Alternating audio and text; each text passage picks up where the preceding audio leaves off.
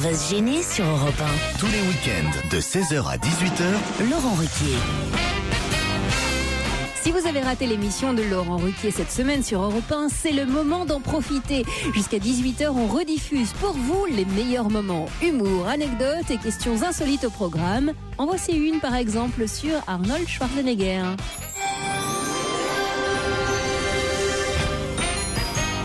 Arnold Schwarzenegger a dit qu'il serait sans pitié, qu'il prendrait de mesures exemplaires contre elle. Contre qui ? Contre sa femme. Pourquoi ? Madame Shriver, qui a téléphoné en conduisant. Exactement. Avec son téléphone portable au volant, elle a été prise en flagrant délit, Maria Shriver, et Schwarzenegger a fait une déclaration musclée. Il a dit qu'il prendrait des mesures exemplaires contre sa femme, prise en flagrant délit. Il faut dire que c'est lui qui avait fait passer une loi contre le téléphone au volant en 2008 là-bas en Californie. Et il a même remercié ceux qui ont rapporté cette infraction. Jusqu'où on ira dans la démagogie?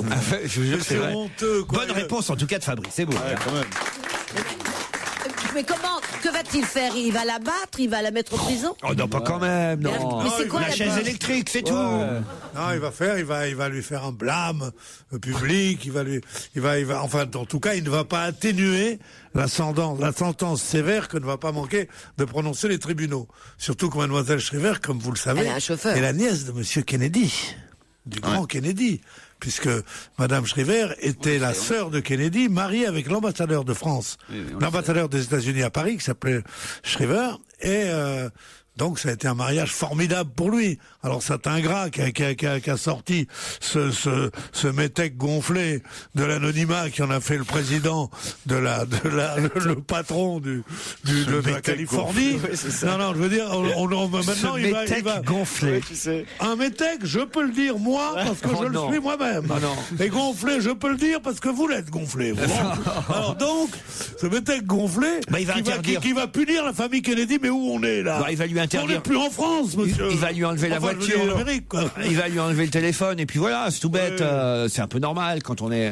Je sais pas ce qu'il va lui faire, mais enfin, je veux dire, il va pas lui faire un traitement pire que celui. Il veut dire, je ne demanderai pas quelque chose je veux dire, une atténuation de la loi pour elle. Bon, mais c'est évident, mais qu'il en fasse des rodomontades au micro des sont les radios et des journalistes télévisions, aussi. c'est grotesque. C'est parce que ça fait du papier. Ils font des titres Terminator sans pitié. Vous voyez,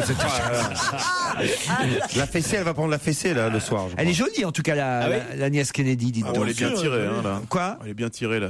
Ah oui ? Ah ouais. C'est vraiment le concours dans le couple. Ils ont tous des gueules vraiment un peu refaites. Là, ça devient un peu dégueulasse quand même. C'est la Ah Californie. bon, c'est ça que vous voulez dire par elle est bien Moi aussi, tirée? je cherchais tirer. oui, Moi, je croyais qu'elle était heureuse en amour. Oui. C'est ça, Mais moi, Mais d'ailleurs, ça doit être rigolo. Les albums photos, ça doit être rigolo dans cette famille. Puis avant, après, quoi, tu vois, il y a des photos, on dirait qu'ils sont déguisés, d'autres non. Mais c'est vrai aussi que c'est chiant, ces gens qui téléphonent au volant. Le kit main libre, quand même, ça existe. C'est pas pour les chiens aujourd'hui. Ouais, c'est pas pour les chiens, mais c'est pour les riches. On n'a pas les moyens d'avoir un kit main libre. Mais tout le monde fait ça, tout le monde le met entre les cuisses, le Tu téléphone. me diras, je m'en fous parce que j'ai pas moyen d'avoir un téléphone non plus. Ni une voiture. Quand les gens ils téléphonent dès qu'ils voient les filles, ils mettent vite le téléphone entre les cuisses et ils parlent comme ça, tu sais. Quand tu passes à côté, tu as l'impression qu'un mec il parle à sa braguette en fait. Je te rappelle, coupe, il y a les filles, coupe. C'est bon, ils m'ont pas vu. Un nouveau record idiot, mais celui-là est tellement idiot que j'avais envie de vous le proposer. La remise du diplôme devrait avoir lieu prochainement pour le plus gros quoi qui vient d'être fait par des Lyonnais. Le plus gros quoi? C'est de la gastronomie, c'est de la gastronomie. Le gros saucisson de Lyon? Non, c'est pas le plus gros. On est dans la saucisson. boulangerie. On est dans la boulangerie, pâtisserie. dans la pâtisserie. Le cake, un gros cake. Le plus gros Le éclair. plus gros millefeuille, le plus gros éclair. Non, La plus grosse religieuse. Non, 1 tonne La 28. plus grosse religieuse, c'est pas Sœur Emmanuel, non. 1 tonne 28. Le plus petit Guy Carlier. Le clafoutis. Non, le plus gros baba au rhum. Oh non, taisez-vous, j'adore ça. Le plus gros. Je sais le faire rêver, moi. J'imagine Joujou avec un petit tablier, les fesses nues en train de lui préparer un clafoutis, tu sais. Je dénaillais tes cerises. Il est gros, mon clafoutis. Et devine.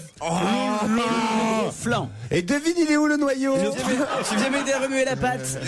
Le plus gros flan, c'est vous, Miller. La plus grosse tête de nègre inaugurée par Brice Hortefeux. Non. Une tête de veau. Non, c'est du sucre. Alors, j'imagine. Le baba au rhum? Non, c'est pour Claude Sarraute. J'adore ça aussi, le baba au rhum. C'est très lyonnais ou La pas? galette des rois. Alors, c'est pas très lyonnais, justement, mais j'imagine que. C'est le plus gros Paris-Brest. Le plus beau Non. gâteau C'est basque. bien c'est pas là, c'est le. C'est bien le. Et j'imagine que tout ça a été préparé pour le salon du chocolat qui a lieu là ce week-end. Le plus gros mocha. Le plus gros mocha, non. 1,28 tonne, le plus gros. Gâteau au chocolat. Non. Chocolat liégeois. Non. C'est un nom que nous Est-ce connaissons. que c'est au blond d'habitude? Est-ce que c'est en longueur? C'est au blond, c'est au brun, c'est au châtain, c'est à ceux qui en mangent. C'est au chocolat donc. C'est au chocolat, pas seulement. Et Claire, on l'a dit. Le on pain l'a au dit. chocolat. Pardon. Un gros pain au chocolat. Un pain au chocolat d'1,28 tonne. Pourquoi pas? L'éclair, on l'a dit, l'éclair, on l'a dit.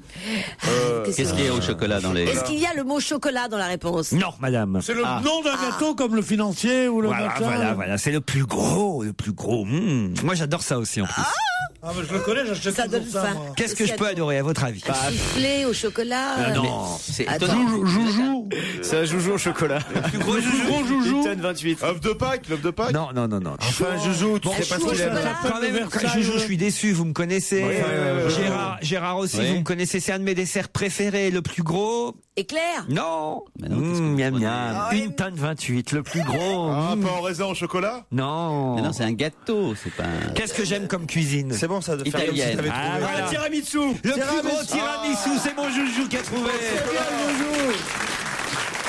Ça donne envie quand même à l'heure du goûter. D'autres meilleurs moments de On va se gêner sur Europe 1, ça sera juste après ça. Bon après-midi.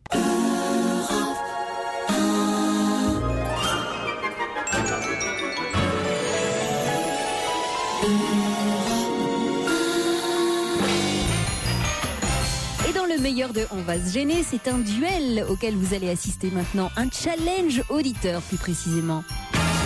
Europe 1, on va se gêner. Le challenge auditeur.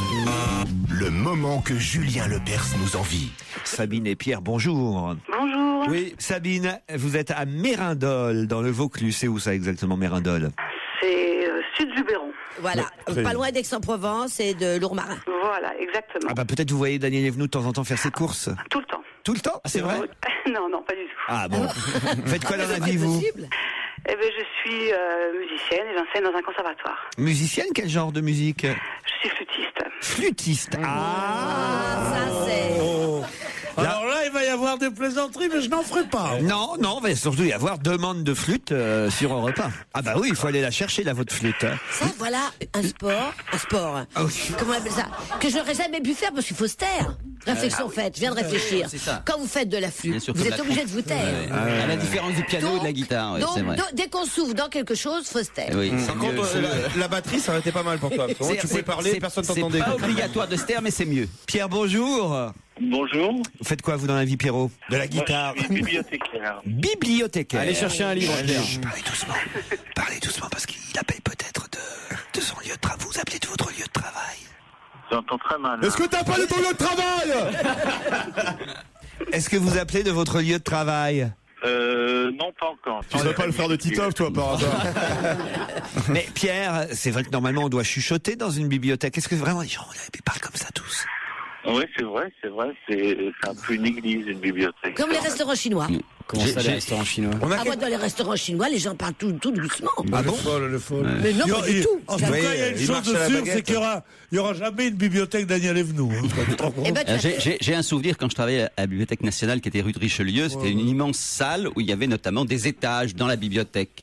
Et là, tout le monde travaillait de façon très studieuse. Et un jour, un homme est tombé du haut de la bibliothèque en allant chercher un livre. Donc il fait ah, et tout le monde avait chut. Elle est pas mal, hein, Mais elle est authentique. Alors la petite Sabine, elle a trouvé sa Je flûte? sais pas où est-ce qu'elle s'est mise sa flûte, mais dis donc, elle la trouve pas. Sabine? Oui, je vous entends. J'ai l'impression de parler à des sosies au téléphone. C'est bizarre. C'est un peu ça. Si j'avais pu emmener le mien aujourd'hui, Oui. croyez-moi. Il faudrait faut changer au sosie vocal. Sabine, allez-y, nous vous écoutons.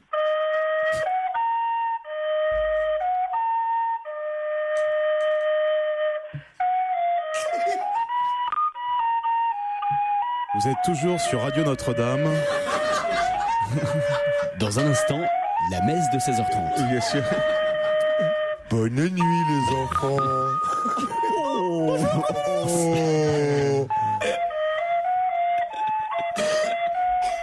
Qui c'est le monsieur qui se glisse dans mon lit?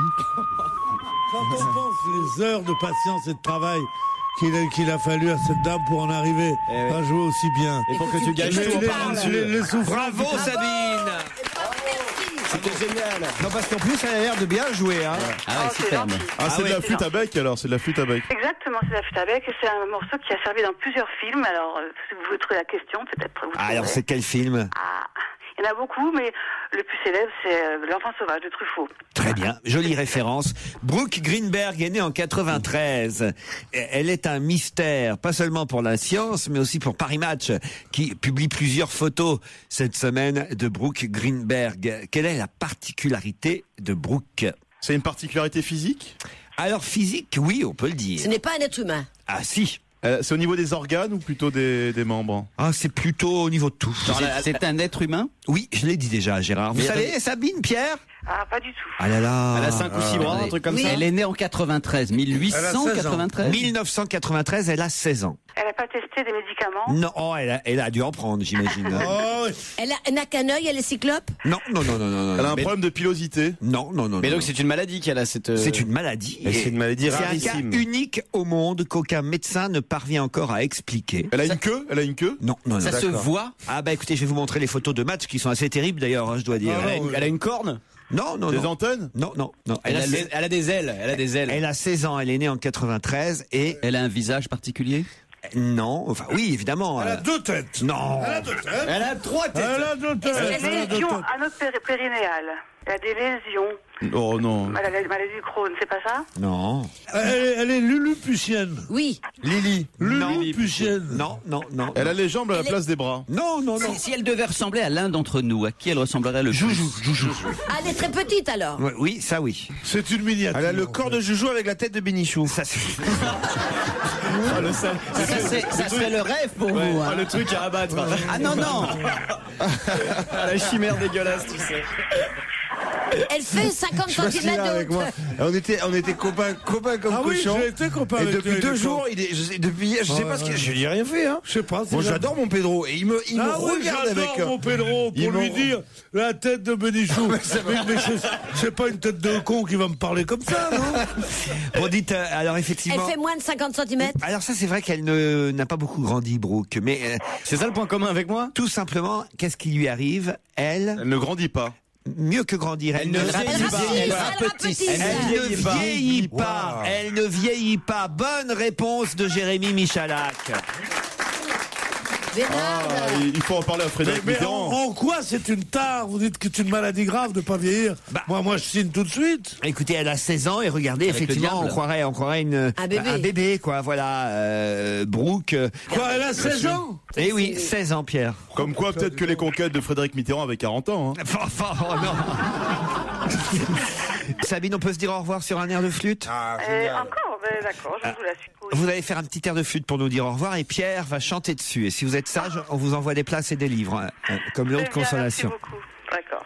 Vous êtes prêts, Pierre? Merci, Sabine. Oui. Alors, Pierre, à vous d'improviser. Hein. Ouais. Attention, c'est parti. Mais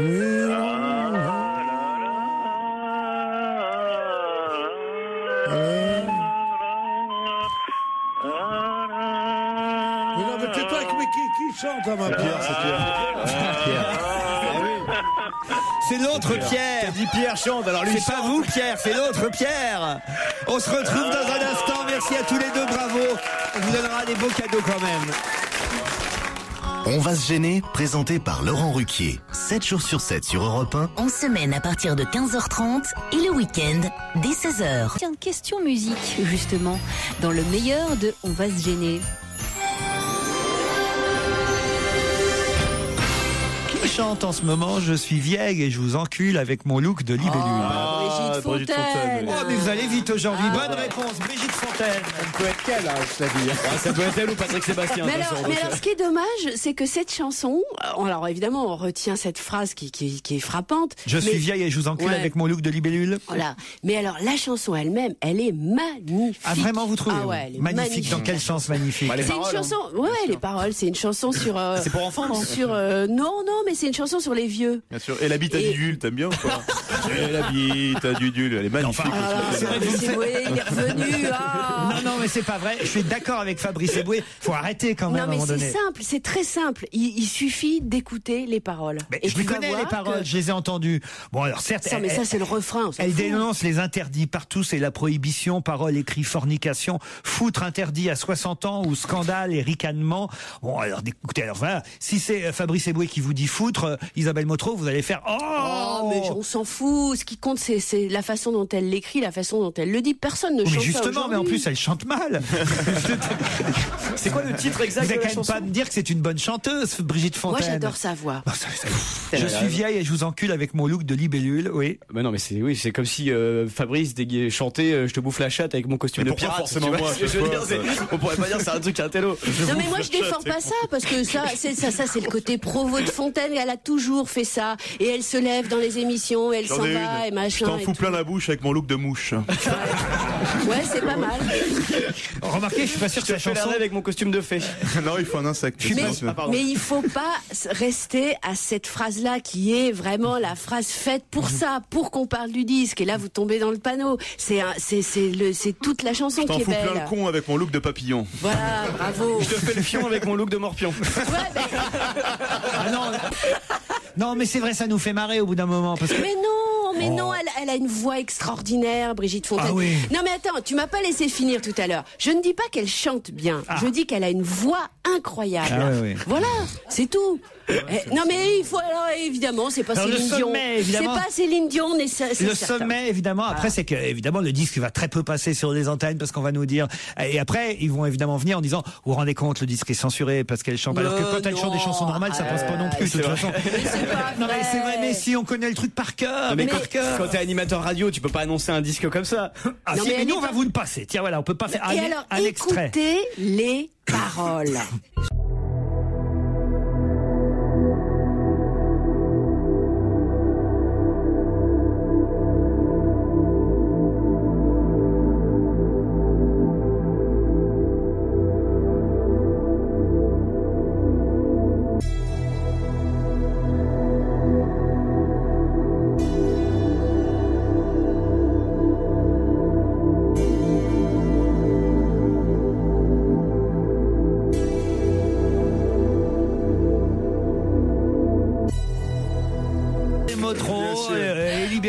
Et Frédéric Tadei se pâme devant ce genre de chanson. Mais je ne me pâme pas, je suis désolée.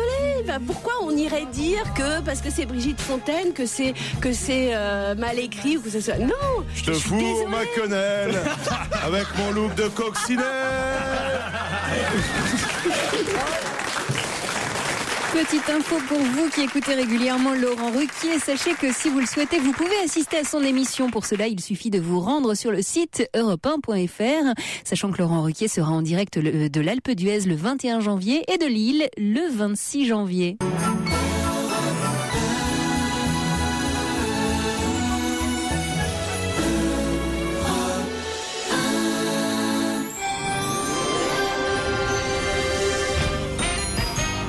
h 18h, c'est le meilleur de On va se gêner sur Europe 1 et on va retrouver tout de suite Fabrice Eboué, Isabelle Motro et Philippe Alfonsi autour de Laurent Ruquier pour une question plutôt corsée.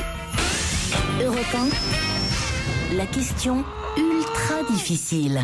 Même Michalak ne peut pas y répondre. Quelle plaque vient d'être déposée hier même à l'entrée d'une HLM, puisqu'on dit une HLM, de Bobigny? Quelle plaque vient d'être déposée à l'entrée d'une HLM de Bobigny? L'ascenseur fonctionnera exceptionnellement le 8 juillet.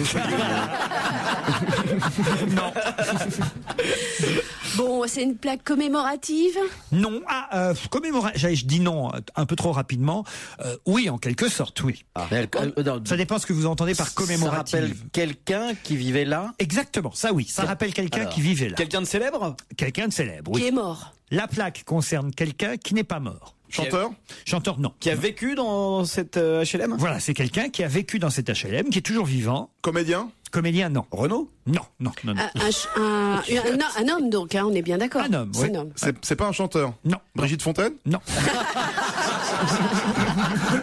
C'est drôle, ça. Alors, attention sur la plaque. Sur la plaque, il y a deux noms. Hein, oui, justement. Puisque il y a même 3 noms, si je vais jusqu'au bout. Sur la plaque, il y a 3 noms, mais sur ces 3 noms, il n'y a qu'une personne qui a vécu dans cet HLM. Mais il se trouve qu'à un moment donné, il y a 2 personnes qui se trouvaient au même moment dans cet HLM. C'est un peu compliqué, hein, mais moi... Et ces 3 personnes travaillaient ensemble, genre le trio des inconnus 2 personnes seulement travaillaient ensemble. C'est NTM, Joe Star et Cool Chain, un truc comme ça? Non, 2 personnes seulement travaillaient ensemble. Et en plus, ça date, c'est commémoratif, ça date d'il y a 50 ans pile. Si on trouve leur profession, on est sur la bonne piste. Ah oui, évidemment. C'est des comédiens? Non. Des peintres? Des peintres, non. Des peintres, non, mais on commence à se rapprocher. Mais on a ça à voir avec quelque chose qui se dessine, qui se peint, qui se dessine. Graphisme. Bravo, qui se dessine. C'est des humoristes, des dessinateurs. Goscinny, de la bande dessinée. De la bande dessinée, c'est donc Goscinny, Uderzo, qui créait Astérix. Bonne réponse de Fabrice Eboué. On peut lire sur la plaque de cette HLM de Bobigny, ici est né Astérix en 1959, créé par René Goscinny et Albert Uderzo. En effet, Astérix est né en HLM, en quelque sorte. Et les deux habitaient dedans, alors? Non, il y avait que Uderzo qui habitait là, mais c'est chez lui qu'a été créé le personnage d'Astérix, sur la terrasse de l'appartement HLM de Bobigny. Alors, c'est ça qui me surprend, sur la terrasse de l'appartement HLM. Ça veut dire un balcon, peut-être, la terrasse. Ce qu'on appelle terrasse, souvent, ce sont des balcons. Vous avez remarqué, parce que moi aussi, j'avais une terrasse à la maison, mais c'est un balcon. Donc, en même temps, je comprends pas, parce qu'on travaille rarement sur un balcon. Ça dépend si c'était l'été, il faisait 30 degrés. Non, mais enfin, un balcon. Ouais, mais tu sais, à Bobigny, la vue est pas mal. Hein. Alors, du coup, moi, je me demande sur qui il a pompé le personnage de Panoramix. Pourquoi? C'est la potion magique. C'était le dealer du coin. C'est vrai qu'Astérix et Obélix, j'aurais pu penser qu'ils avaient été créés dans le Marais, moi. Pourquoi? Bon, ils sont gays, je veux dire. Astérix et Obélix sont gays. Deux célibataires à moustache avec un petit chien qui habite sous le même toit, t'appelles ça comme tu veux. J'avais pas pensé à ça. Ça ne m'étonnerait pas que la potion magique ait un arrière-goût de Poppers, hein, je vais te dire. Ah oui, vu comme ça, effectivement. Obélix, il est tombé dans une marmite de Poppers. C'est pour ça qu'il se balade avec un menhir derrière le dos, tu sais. Je me suis dit, dans combien de temps il va parler du menhir? Ah oui, j'avais pas vu ça comme ça. C'est intéressant. Hein. Il faut dire que Fabrice Eboué fait partie de la Bras Raccourcis Comedy Club.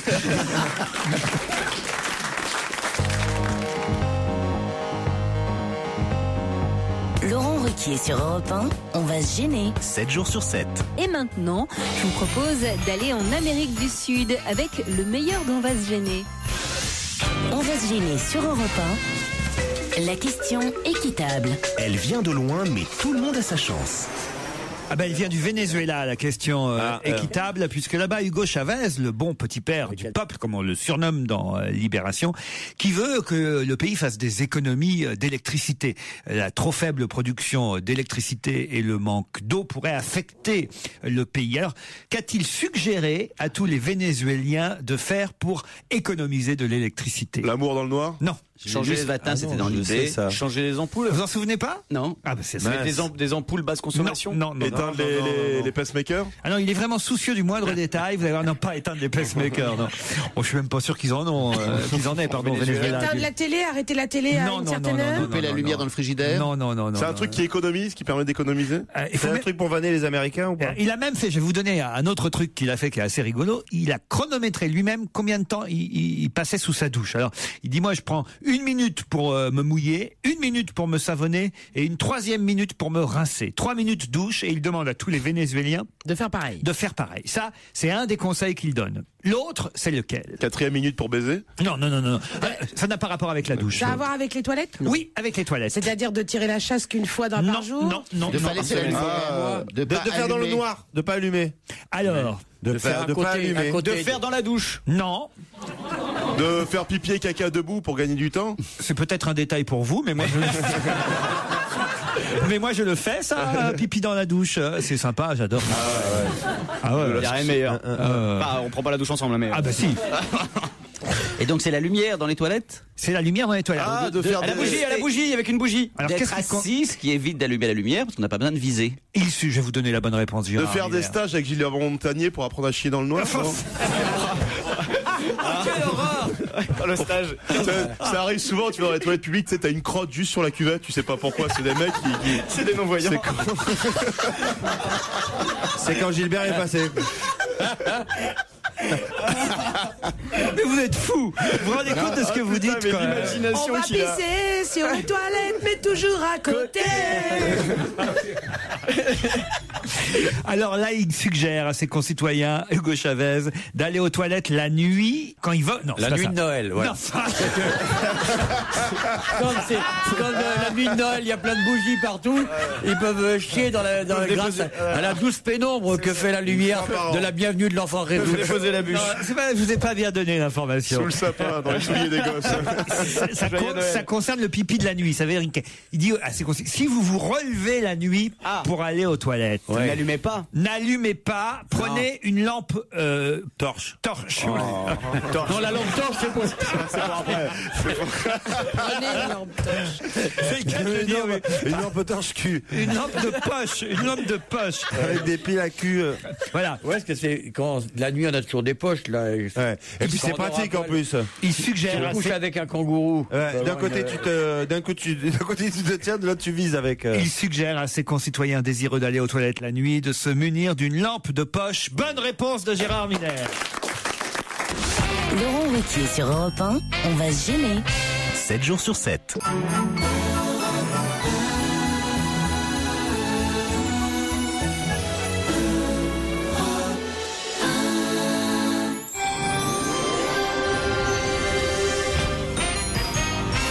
J'espère que vous passez une bonne après-midi sur Europe 1. Dans la suite du meilleur d'On va se gêner, Laurent Ruquier sort une drôle d'invention de son chapeau.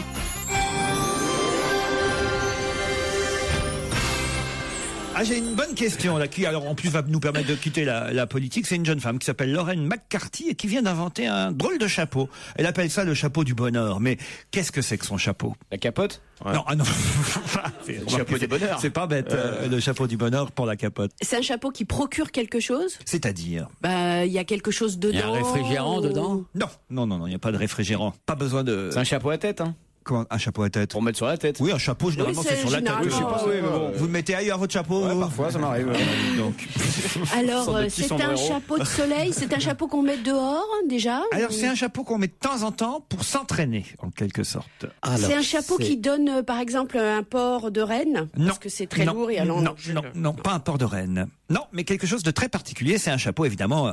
C'est un chapeau plus pour protéger du soleil? Non, ou c'est un chapeau pour être élégant? Ah, ni l'un ni l'autre. C'est sportif? C'est pas sportif. C'est un chapeau qui vous apporte quelque chose. Genre, il te masse la tête ou un truc comme ça? Non, il ne vous masse pas, ce chapeau. C'est pour les femmes ou c'est pour tout le monde? Alors, c'est pour tout le monde, les hommes, les femmes. Mais là, il se trouve que c'est une femme qui a inventé ce chapeau. Et qui en aurait besoin dans cette émission-là, autour de la table? Ah, alors, plutôt Fabrice Eboué. Ah. Ouais. Non. Ah, ça fait blanchir la peau?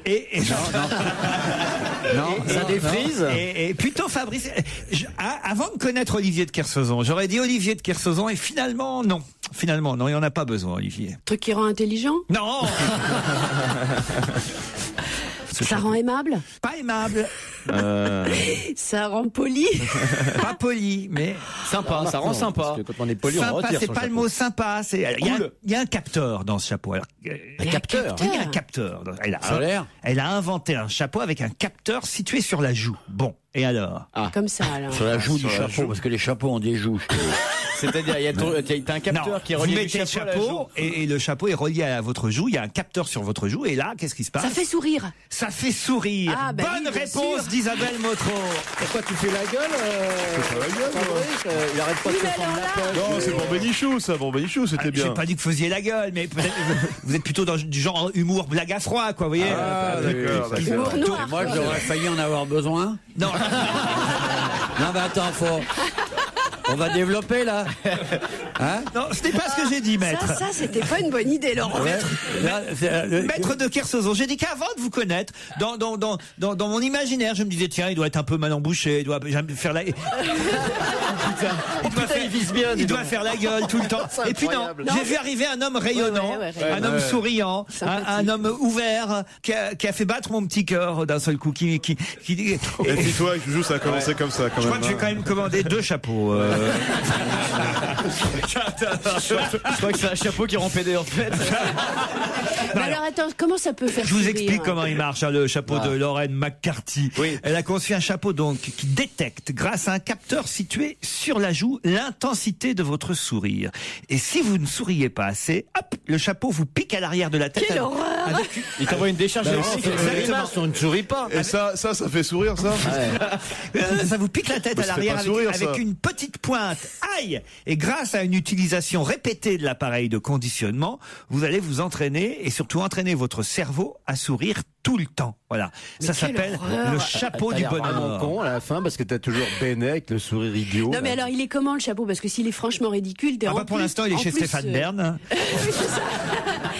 Parce qu'en plus, quand tu portes ce chapeau, t'es en face de gens qui sont hilars tellement t'es ridicule, donc t'as pas forcément. Non, envie de sourire. regardez, elle est en plus jolie, cette jeune femme Tu qui vois. sourit avec son chapeau. Ça fait comme un bonnet en laine, et puis, vous savez, comme elle n'est pas obligée de le porter tout le temps. Il suffit qu'elle s'entraîne pendant 8 jours, et puis après, elle va. Ouais. Elle va alors, sourire. sourire très très fort. C'est agréable, quelqu'un qui sourit. C'est marrant, on dirait le bonnet banania un peu, ça explique le truc, quoi. C'est pour ça, tu sais. Pourquoi le bonnet banania? Tu sais, c'est un noir qui sourit tout le temps, banania, bêtement, comme ça. Vous avez été marqué par vos petits déjeuners. Oui, ça, c'est sûr. Ah, c'est pas l'Américoré, hein. C'est un autre concept. On n'a jamais vu l'Américoré. On ne sait pas quelle gueule il a, l'Américoré. Il vient quand le mari est pas là, à mon avis. Ah oui, c'est. Moi, j'ai pas confiance dans l'Américoré. Vous avez vu le fantasme d'Isabelle Mossot? Ah ouais, elle rêve de se taper. L'Américoré vient quand le mari est pas Je là. trouve ça très louche, tu sais. Tu voudrais pas te faire pécho par El Gringo, là? Cette espèce de famille tellement heureuse. Et le tellement- géant vert, ça il cache t'excite un le truc, géant quoi. vert ou pas? Venez avec moi, on m'appelle Monsieur Plus. Non mais regarde, non mais c'est incroyable quand même, toutes ces figures là dans les pubs, tu trouves pas? Le père Dodu, non, rien du tout. Le père Dodu, ah oui, non, moins déjà. Elle, c'est Georges Clooney, elle rêve de Georges Clooney. Ah bah oui, mais qui ne rêve pas de Georges Clooney? Moi, je rêve d'un accouplement entre Georges Clooney et la mère Denis. Ce serait joli, Ça ça. sera un rééquilibre. Ah ouais. What else? Ça, c'est vrai, ça.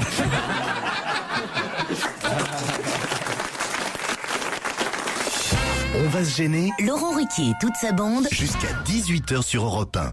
Bon, à défaut d'avoir fait le jogging du dimanche qui va bien aujourd'hui, Laurent Ruquier vous entraîne tout de même maintenant dans les rayons du sport. Écoutez. Je vous emmène dans un autre domaine sportif, celui-là. Et je vais vous demander d'avoir un peu de mémoire. Pourquoi André Agassi a perdu Roland-Garros le 10 juin 1990. Parce qu'il avait peur de perdre sa perruque. Parce qu'il avait peur de perdre sa perruque. Bonne réponse de Fifi et Christine, bravo. J'étais le plus grand fan d'André Agassi et en apprenant qu'il se dopait et tout, ça m'a détruit. Non mais le fait qu'il ait une perruque, moi j'imaginais pas, il y a une photo là dans le Parisien de lui en 90, on peut pas imaginer qu'il y a un joueur sur un cours de tennis qui joue avec une perruque. Il n'y avait pas que la perruque, c'est en plus il arrivait à l'époque avec un cuissard fluo, enfin il n'y avait pas que la perruque. C'était une perruque. Donc il était déjà chauve. Il était chauve très jeune, Agassi. Mais enfin c'est quand même incroyable, c'est-à-dire qu'il avait un bandeau pour tenir la perruque. Non, il avait un bandeau pour le sponsor. Oui. C'est-à-dire pour qu'on voit bien le nom du sponsor. C'est pas ça, c'est quand il t'as une avoue, perruque sur la il tête. avoue Ça ça tenait aussi. la perruque. Voilà. Attends. Comme Bernadette Chirac avec les pièces jaunes. Comment ça? Ben, elle met les pièces jaunes dans les poches pour tenir la perruque. Dans la perruque, elle a des poches. Vous l'avez pas vu? Vous sont vos vrais cheveux, Olivier, hein? Ouais. Et c'est ta vraie tronche, toi? C'était juste une question, Olivier. T'as encore tes parents? Oui. Tu peux leur faire un procès pour ta gueule, tu vas gagner. Mais comment il me parle, l'autre nain, là? Non, mais c'est au contraire, c'est parce que j'admirais cette chevelure abondante. Je vais te faire admirer la chevelure abondante. Celle qu'on sent d'un homme mûr et, Au large. et venant du large, respirant encore la Bretagne. À toi, ça sent quoi, tes cheveux, les fonds de bassin du Havre? Le hareng. Ah non, on sent pas le hareng, Madame au Havre. Non, C'est croyez-moi. la coque. Tu sens les coques. Non, mais on n'imaginait pas qu'un sportif. Ça fait de la peine. Non, c'est vrai qu'on. Moi, c'est un peu comme le jour où j'ai appris que Blanche-Neige n'était pas vierge. Ça m'a foutu en l'air la semaine. Non, mais c'est vrai. Non, c'est marrant, ça fait de la peine. Ça fait de la peine. On donne son cœur aux sportifs tellement on le soutient, on est content et tout. Puis voilà, il y a des sportifs qui après leur carrière ont fait de la pub. Bernard Darniche par exemple. Oui, non, mais ça dépend. Pour les implants, vous voyez. Ce qui est très curieux, c'est qu'on n'est pas étonné qu'ils se droguent, on est très étonné de la perruque. Oui. La drogue, tout le monde s'en fout. Tout le monde dit, ouais, c'est normal, c'est un sportif. Mais alors, l'autre tafiole avec une moumoute, tu vois, ça, la tafiole. Oh, attention à ce que tu dis, hein. Attention. C'est un hommage à Louis Nicolin. Attention, parce que là, si vous reprenez les propos de Louis Nicolin, j'ai pas compris. Qu'est-ce qu'il a fait, ce joueur d'Auxerre? Il a rien fait. C'est l'entraîneur. Il a provoqué un carton rouge chez l'adversaire. Montpellier. Deuxième faute sur lui. Avec comme ça. Et Louis Nicolin, qui est un homme extrêmement délicat. Oui. Après, dans le foot. Non, mais lui, il est particulièrement délicat. Il fait partie du British Club. Avec cet accent extraordinaire, parce qu'il a l'accent moitié du Midi, moitié lyonnais, ce qui donne un truc invraisemblable. Et il a dit, bon, alors, ce Pedretti, on va l'atteindre à la maison quand au retour. Pedretti. C'est son nom du mec. C'est une injure. C'est pas une insulte italienne. Il a dit, de toute façon, ce n'est qu'une tafiole, c'est ça? Donc il a contre une Tarlouse. C'est encore plus grave. Dans le degré. Dans le degré homophobe, oui. Tafiole est plus grave. Ah bon, tu peux nous faire la différence entre tafiole et Tarlouse? Je t'expliquerai tout à l'heure, tu verras. Mais alors, alors, le Paris Football Gay a porté plainte contre lui. Mais alors, est-ce qu'il est vraiment homosexuel? C'est vrai, ça existe? Oui, mais bien sûr. Ouais. Le Paris Football Gay? Bien sûr. PFG. Vicage de Rasso était. Ouais. Mais ils jouent pas, ils prennent que la douche, hein.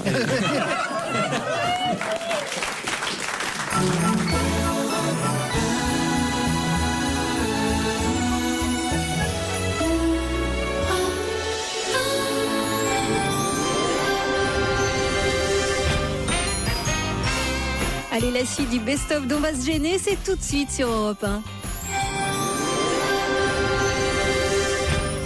Les Matis ont réussi à faire quelque chose qui fait qu'on parle d'eux.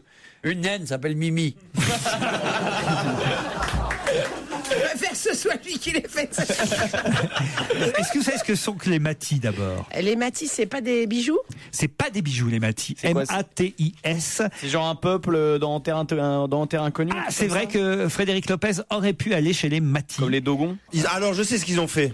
Ils ont enfin la télé hertzienne. Non, ils sont en forêt amazonienne. Et qu'est-ce qu'ils ont fait? C'est pas si con. Ils ont coupé un arbre. Non. Ils sont mariés avec un blanc de passage. Non. Ça fait le matissage. Non, mais les Matis ont fait quoi? La chenille. Comment ça, la chenille? Ils ont fait la chenille pour le réveillon. Ils sont pas... Tu les vois bien dans la Ils ont jungle. découvert ça, ils adorent. Ils font la danse des canards. Tout ça. Ils ont découvert. Ça sort d'où, ça, Titoff? Je sais pas, de l'Amazonie. Non, on pourrait leur dire merci. Qu'est-ce qu'ils ont fait? Ils ont vu Bienvenue chez les Ch'tis. Ils ont vu que les Ch'tis leur ressemblaient étrangement. Ils ont replanté des arbres. Non. Ils viennent de découvrir la roue. Non, mais Ils ont découvert Michael Jackson. Non, mais ils ont découvert quelque chose. Et on peut leur dire du pétrole. Non. Bah oui, enfin nous, pas spécialement nous directement, mais quand même, ils ont réussi à, grâce à eux, qu'est-ce qui s'est passé? Une plante avec laquelle on va faire un vaccin. Non, eux, ils étaient chez eux, tranquilles, et là, qu'est-ce qui se passe? Ils ont kidnappé. Il y a un blanc, ils rencontrent un blanc. Plus qu'un. Il y a un frère Bogdanov qui arrive. Des touristes. Qu'est-ce qui s'est passé? Nicolas Hulot. Ils croisent des touristes. Non, ils croisent pas. Qu'est-ce qui s'est passé? Il y a deux Des touristes qui se sont perdent tombés. et ils tombent Pas sur qui se perdent. Ils sont tombés. Ils meurent. Ils sont tombés du ciel. Oui, donc. Des parachutistes. Un avion. Il y a eu un crash et eux ils les ont sauvés. Exactement. Voilà. Bonne réponse de Titoff. Oui. Quand est-ce qu'il y a eu un crash?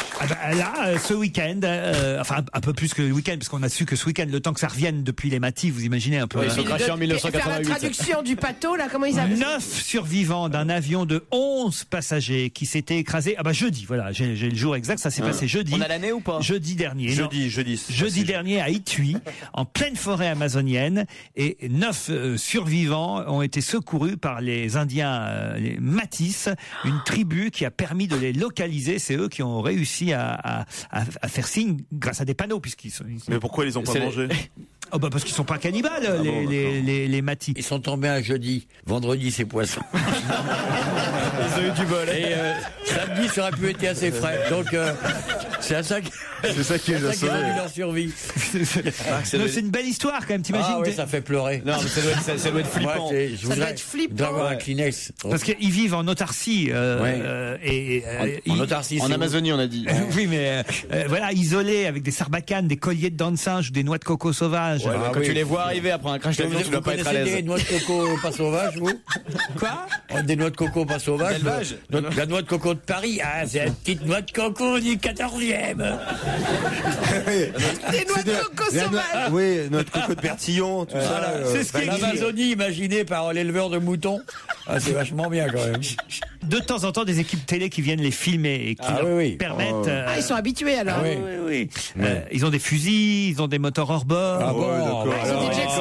Ah oui, d'accord. Ils ont des casseroles en aluminium. Des téléphones cellulaires, d'accord, ils sont beaux, tes Indiens. Mais avant, il y avait. Ils ont tellement de barbaques qu'ils mangent même plus les rescapés du ciel.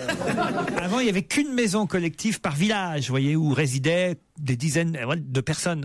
Un immeuble, quoi. Voilà. Oui, des MJC, quoi. Et ils vivent dans les arbres ou ils se déplacent normalement? Ah non, ils se déplacent. Normalement, ils vivent de la chasse. Et de la culture. D'accord. Ils vivent de la chasse. La pêche, la tradition. La chasse à la. Ils vivent de la chasse, la pêche et la tradition. Il faut un film. Je vous jure que c'est écrit. Ils vivent de la chasse, banane, 13 variétés. Ah oui. Ah, mais il y a la banane sauvage, hein. Chasser la banane, c'est le cri de la banane blessée, faut faire gaffe. Hein. Et puis, faire un manteau en peau de banane, c'est interdit. Hein. Ils chassent la banane, tu te rends compte? Ils s'approchent, ils disent j'aurai ta peau. C'est terrible la chasse de banane. Parlez debout. Ça se faisait beaucoup sous l'Ancien Régime. Et dans les boîtes gays. C'est surtout pour l'approcher la banane, c'est compliqué. Ah oui, comment faites-vous? Il y a des pièges à banane. Il faut se cacher. Hein. Ah oui. Le mieux, c'est de se déguiser en banane quand même. Ou tu fais le cri de la banane aussi. Le cri du sucre, ça marche. Moi, je l'ai fait beaucoup quand j'étais petit à Thoiry, quand on chassait beaucoup la banane. Restez à l'écoute d'Europe 1 jusqu'à 18h. On rediffuse pour vous les meilleurs moments de l'émission de Laurent Ruquier. Et la suite, c'est dans un instant. On va se gêner. Laurent Ruquier et toute sa bande. Jusqu'à 18h sur Europe 1. Humour et infos insolites au menu de ce week-end de Noël sur Europe 1 avec le meilleur de On va se gêner. Face à Stevie et Christine Bravo, entre autres, Laurent Ruquier nous pose une nouvelle colle.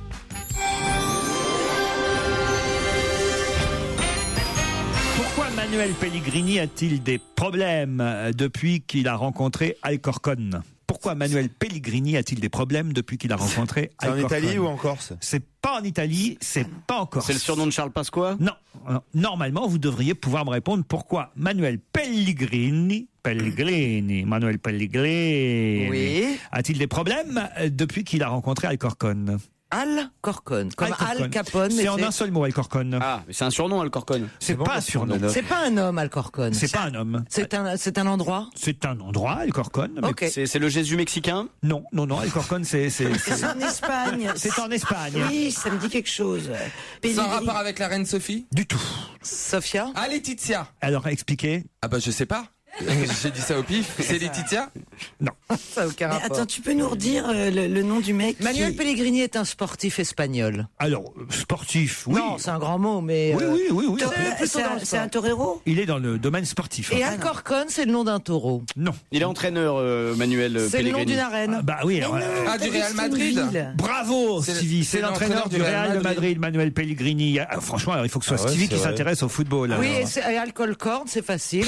C'est le nom d'un stade. C'est une ville, Alcorcon? Ah, c'est un peu le Clairefontaine espagnol, non? C'est-à-dire? Eh ben, c'est là qu'ils vont s'entraîner. Ah non. Non, c'est un club, Alcorcon, c'est un club. C'est un club. Et c'est un club très bas, ils ont perdu contre eux. Bonne réponse de Titoff, Alcorcon.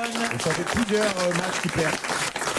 Alcorcon est un club de 3e division espagnole en coupe qui vient de gagner 4-0 en Coupe d'Espagne contre le Real de Madrid. Ah, ça calme. Alors que le Real de Madrid, il faut quand même vous dire, c'est le club où il y a les plus grandes stars. C'est même plus les Galaxies, c'est les... Du football. Hein. Vous avez là-bas Benzema et autres qui font partie de ce club et ils viennent de prendre 4-0 par le club d'Alcorcon. Et évidemment, là, on commence à parler de l'éventuel renvoi de l'entraîneur Manuel Pellegrini. Je suis surpris que vous connaissiez pas le nom de l'entraîneur du Real de Madrid. Non, j'étais ailleurs. Un club qui gagne 4-0 contre le Real de Madrid.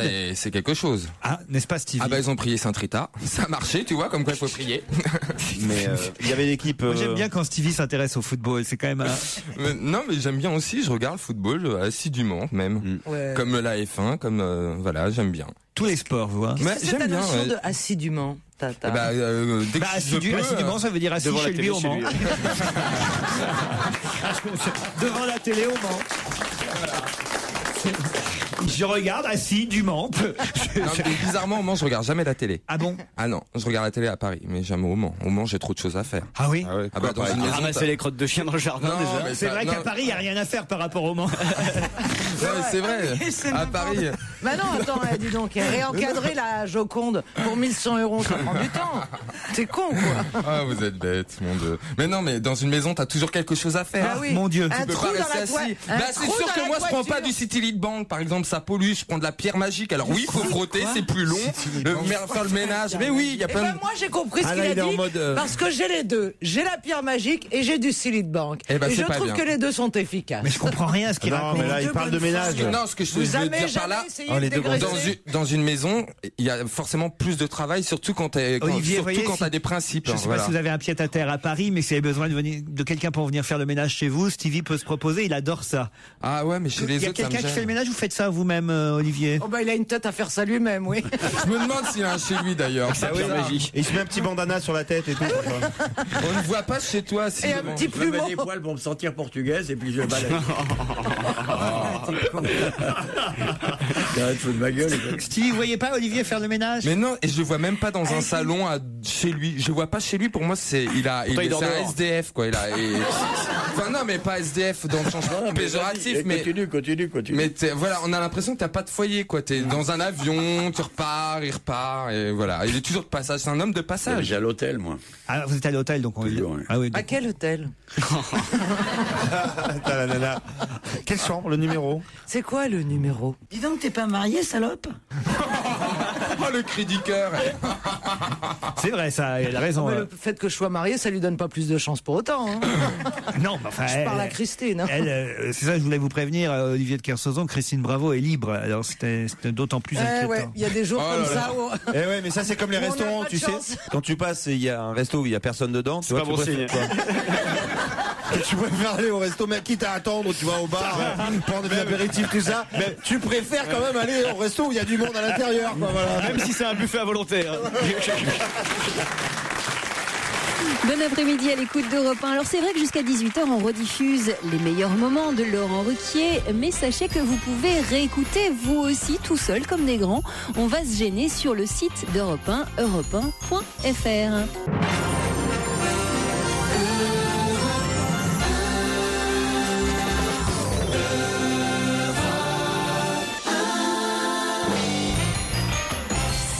Du meilleur de On va se gêner sur Europe 1 avec cette fois une question de culture générale. Europe 1, on va se gêner. La question culture générale. Bah oui, il en faut. Maneleu est la mascotte du musée. Mais Maneleu est quel genre de petit bonhomme? Il est en mousse? Pas en mousse. C'est quoi Maneleu? C'est où? C'est en France? Alors Maneleu, c'est en France. C'est dans l'est de la France. Oui, le musée est en France, oui. Le musée est en France et Maneleu aussi, puisque c'est la mascotte du musée. C'est un personnage légendaire de l'est de la France, non, c'est d'Alsace. C'est pas un personnage légendaire, c'est une sorte de mascotte du musée, Maneleu. Une mascotte, c'est vivante. Une mascotte vivante alors? Ah non, pas vivante. Non. C'est un kouglof en plastique. C'est une saucisse avec des yeux. C'est un fameux cuche. Un kouglof avec des yeux. Une saucisse en plastique. Non, c'est l'inverse. C'était le kouglof en plastique ou la saucisse avec des yeux? La saucisse avec des yeux, c'est vous, ça. Ouais. Je mais on se rapproche, on n'est pas loin, évidemment. Donc c'est un genre de pâtisserie. Ah, c'est pas bête. On est à Guertvillers, exactement, un village du Bas-Rhin, près d'Aubernais. Alors c'est les trucs qu'on se met autour des oreilles, là, les macarons, non? Non. Et là-bas, la famille Forwenger fabrique Maneleu et ce qu'il représente depuis 2 siècles et demi. Cette famille fait ça. 2 siècles et demi. Et c'est une spécialisée de là-bas. Et oui. C'est un gâteau, c'est un biscuit. Ah oui. Et là, il y a un musée qui bretzel. Le musée du bretzel. C'est vous, Titoff, qui avez dit ça? C'est moi qui ai dit ça. C'est pas ça du tout. Mais c'est un truc dans le genre. Déjà, ça fait envie. Tu vas faire quoi aujourd'hui? Je vomis. l'histoire du bretzel de 1902 à nos jours. Vous saurez tout. Eh ben, c'est presque du ça. bretzel avec les enfants. Presque ça, sauf que c'est pas le bretzel. En Alsace, Qu'est-ce qu'il y a? Vous avez du falafel? C'est quoi ça, le falafel? C'est des trucs qu'on mange rue des Rosiers, là. Ah non. Mais non, enfin, voyons. Manolo, c'est la mascotte du musée. Il est temps. En pomme de terre. Mais non. En choucroute. En choucroute. Eh ouais, c'est pas con ça. Comment vous les fabriquez? Attendez. Gaspard Proust, expliquez-moi comment vous fabriquez un personnage. Vous prenez le chou, vous le coupez, puis vous liez entre eux tous les filaments. Puis et après, comme ça, avec à force, avec un peu de fil à coudre. Avec la saucisse, tu fais le nez. Avec 2 rondelles de grosses saucices, tu fais les yeux. Tu fais les cheveux. Et après, tu mets une saucisse ou une huître selon le sexe de la mascotte. Enfin, c'est très facile à faire. En travaux manuels, tu devais être bien à l'école. Ça, j'étais un génie. C'est votre maman qui devait être contente à la fête des mères. C'est un beau cadeau. Guertviller est un village où vient de s'ouvrir le musée le palais le palais, carrément. Le palais de la cigogne? Non. Une cigogne, non. Des nounours? Non. Des nounours, quoi, des nounours? En chocolat, là? Non, mais nounours en chocolat, c'est pas une spécialité de l'Est de la France, le nounours en chocolat. Mais je sais pas, ce que je vois d'ici, ça ressemble à un nounours. Ah, le tricheur. Ouais, mais même en trichant, on n'y arrive pas, là. Tu vois. Je cache le titre. Il est en biscuit, Manolo? Il est en biscuit? Oui, c'est un biscuit. Mais c'est quoi ces biscuits? Je vois qu'il y a un biscuit. Ça fait partie des biscuits biscuit apéro plat. là qu'on a dans les espèces de Un curly ronds là. C'est un biscuit plat en devriez forme de avoir- bonhomme. En chipster. Vous devriez avoir honte. Hein. Ceux qui nous écoutent, évidemment, dans l'Est de la France, se disent, mais enfin, ils Bien ne connaissent sûr. pas notre région. Non, mais ils ont pas l'électricité là-bas, ils nous écoutent pas. Comme dans les Vosges. La spécialité de l'Est, c'est quoi? Le mur. Ça date depuis quand? Ça fait 2 siècles et demi qu'on fabrique ça là-bas. C'est en pain d'épices? En pain d'épices. Bonne réponse d'Olivier de Kersauzon. Eh oui,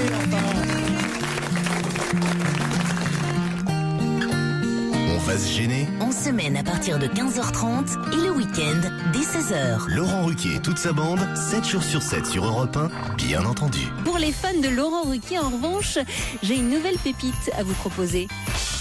Europe 1, on va se gêner. Attention, question si tu n'y réponds pas, t'es con. Qu'est-ce que certains spécialistes américains ont dévoilé cette semaine qui risque de déplaire à Monsieur Danel? Pascal Danel, Les chanteurs. le Kilimandjaro, parce qu'il paraît que la neige, il n'y en aura plus au du Kilimandjaro. Bonne réponse de Michel Bernier, c'était malin. Et oui, effectivement, les légendaires neiges éternelles du Kilimandjaro en Tanzanie pourraient bientôt n'être plus qu'un souvenir, nous dit-on. 85% de la calotte glaciaire qui recouvrait la montagne en 1912 aurait totalement disparu en 2007. Ce sont les dernières mesures qui ont été effectuées. Donc il en reste seulement 15%.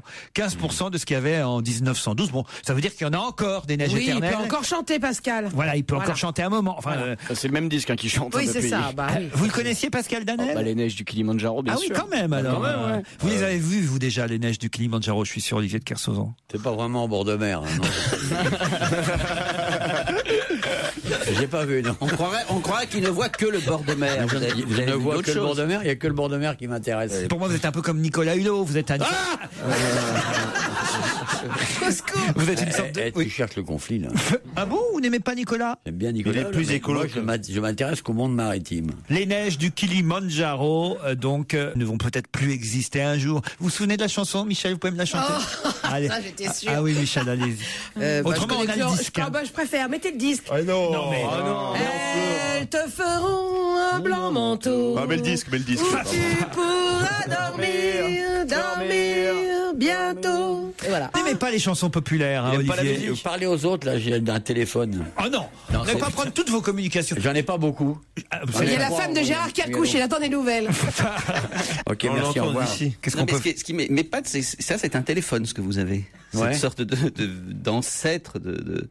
Ah non, mais moi, mon téléphone, il me sert à téléphoner, il me sert pas à calculer plein d'autres choses. Ça, j'ai du personnel pour ça. Question. Tu mets ton téléphone à côté des parties intimes de ton anatomie, alors que tu sais très bien que ça va avoir des effets néfastes pour la reproduction. Pour le téléphone? Mais moi, j'ai pas envie de me reproduire, moi.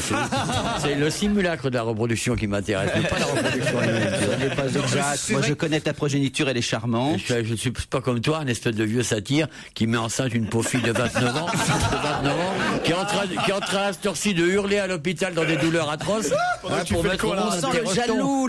Il m'a demandé l'âge d'Anaïs, on sent bien le jaloux. Non, je suis pas jaloux. Non mais c'est vrai que je suis envieux, c'est pas pareil. D'autres grands moments de l'émission de Laurent Ruquier vous attendent dans un instant. Restez à l'écoute d'Europe 1.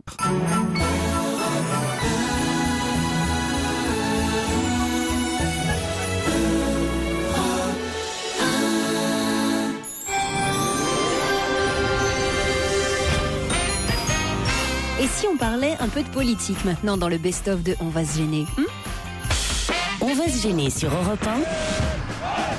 Droite, gauche, centre. C'est la question politique. Mardi dernier, à Poligny, dans le Jura, Nicolas Sarkozy s'adressait aux agriculteurs. Et dans le petit journal de Canal+, Yann Barthès a remarqué quelque chose dans ce discours de Nicolas Sarkozy à Poligny. Quoi donc? C'est exactement le même discours qu'il y a des années ou il y a 6 mois auparavant. Exactement. Il a exactement fait le même discours qu'il avait fait en février dernier. C'était le 19 février. Vous avez fait le montage en parallèle. Et il y avait la voix en écho. C'était mot pour mot, à la même seconde. C'était extraordinaire. Bonne réponse collective. Alors j'ai envie de vous demander... Qu'est-ce qui s'est passé? Il y a eu un bug. C'est une mesure écologique, c'est du recyclage. Il paraît qu'il prononce je ne sais combien, 10 ou 15 discours par semaine. Donc il est obligé d'en recycler, c'est pas possible. Et puis c'est pas lui qui les écrit, c'est peut-être Annie Girardot qui écrit ses discours. Putain, j'ai pensé à plein de nouveaux trucs. Non, ce qui est surtout drôle, c'est qu'il a commencé son discours par cette phrase. Je ne suis pas venu vous tenir un discours que vous avez déjà entendu. C'est ça le comble quand même. C'est qu'il ouvre son discours par cette phrase. Je ne suis pas venu pour vous tenir un discours que vous avez déjà entendu. Et là, il ressort exactement le même que celui de février dernier. Il faut quand même être gonflé. Mais est-ce qu'il s'en rend compte? C'est ça la question. Mais non, parce que la dernière fois qu'il a eu un problème avec un discours, c'était quand même quand il a fait ce discours incroyable sur le mérite. Et le lendemain du jour où on apprenait que son fils briguait la présidence de l'EHPAD et où il a fait un discours complètement incroyable qui a dérangé même à droite parce que c'était quand même très voyant. Donc je pense qu'il y a quelqu'un qui lui écrit. Ah oui, c'est vrai. Vous voulez dire que c'était un discours où il disait tous les jeunes doivent avoir la même chance. On doit pas être né pour réussir dans une bonne famille, etc. Voilà, et ça avait fait un buzz. Donc en gros, vous êtes en train de dire qu'il récite des discours sans même les comprendre. Alors. Moi, je serais lui, je me poserais des questions sur la personne qui me fournit les discours.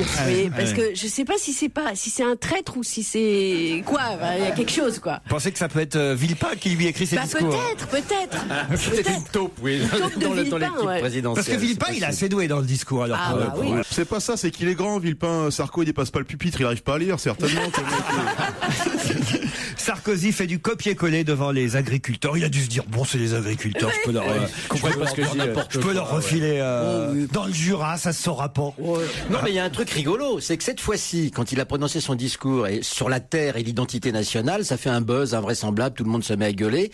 Dans le discours qu'il a prononcé il y a 6 mois, il disait exactement la même chose, mot pour mot, et personne n'avait remarqué. Toutes les familles de France ont des grands-parents, des parents qui, à un moment ou à un autre, ont travaillé la terre. Voilà. L'agriculture a façonné nos paysages. L'agriculture a donné à notre pays une partie de son âme. Mais là, bonjour Christine. Bien alcoolisé, ça va dire votre fermette. Je te vois votre fermette, là, il y a une grande prairie, il y a les Champs-Élysées à côté de chez vous, hein. C'est un petit agriculteur à votre manière, hein. Mais il a raison. Là, il doit être bon à traire, hein. Il paraît qu'il n'a pas emmené Carla parce que les bêtes sont en rut en ce moment là-bas. Mais c'est vrai, il a eu peur quand même. Non, mais ce qui est incroyable, c'est que quand on relit le dictionnaire des idées reçues là, de Flaubert, je l'ai fait hier soir, moi. Mais il parle de l'agriculture et dans son dico, il y a agriculture, on y manque de bras. Enfin, je veux dire, t'as l'impression quand même, c'est un discours qu'on tient depuis des lustres, quoi. En tout cas, là où Olivier a raison, c'est qu'il aurait peut-être dû, le président, justement, adapter son discours aux agriculteurs, le faire avec la, je sais pas,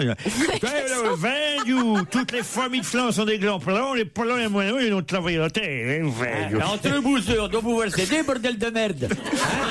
Là, au moins, on se serait dit, tiens, ce discours-là, il l'a jamais fait. Vous voyez? Il suffisait pas c'était pas les mots qu'il fallait changer, c'était le ton, c'était le style. Il l'aurait fait façon Yves Montand, par exemple. Un grand moment de bonheur, grand moment de bonheur. Non, façon Bourville, tu vois, il serait arrivé. C'est le festival. Il serait arrivé. Non, moi j'ai décidé de faire un show aujourd'hui. Il serait arrivé. Il a fait. J'en ai marre des privilèges. Toutes les familles de France ont des grands-parents.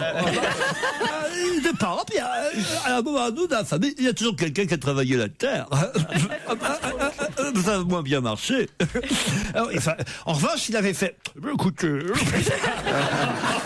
Là, on se serait dit, tiens, il l'a déjà fait. Vous voyez non, c'est important le ton du discours. Vous êtes d'accord, Fabrice? Moi, j'ai bossé Garcimore, là, c'est bien. Ah non, Garcimore, je le fais. Ah, je le fais beaucoup mieux que vous. Ah non, je le fais. Ah non, vas-y. Compétition, là. Ah non, c'est Garcimore, alors. Attends, c'est une battle de Garcimore. Allez, une battle. Attention. On y va. J'y vais, ouais. Commencez. Je vais faire disparaître la balle en mousse. Ça va être quelque chose d'assez incroyable. Ah non, mais c'est nul. Attention, fait 3 jours, je la bosse. Alors, Garcimore, pour Garcimore, il faut faire des contrastés. C'est tout. Mais c'est beaucoup plus con. C'est plus con, mais plus efficace. Ah non, le concours des imitations est un truc. Oh putain. Moi, on ne sait que choisir. S'il y a quelqu'un qui imite Titoff, il est le bienvenu.